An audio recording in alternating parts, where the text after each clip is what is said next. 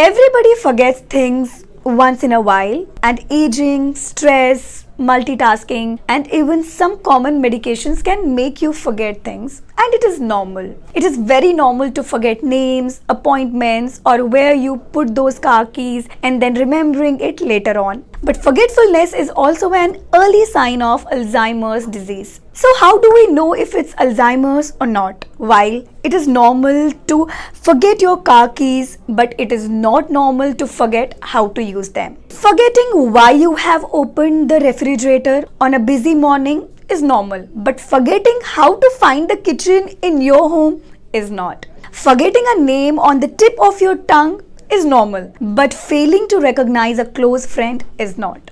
Other red flags include trouble doing familiar things like balancing a checkbook, following a recipe, losing track of what day it is, mood changes, difficulty in following a conversation, and poor judgment. All these signs indicate that you should consult your doctor as soon as possible. To improve your mental health, you can also use Vedas Cure Cereburm Care and Brahmivati, which reduces mental fatigue and strengthens the brain. To book your order, call now on the given number.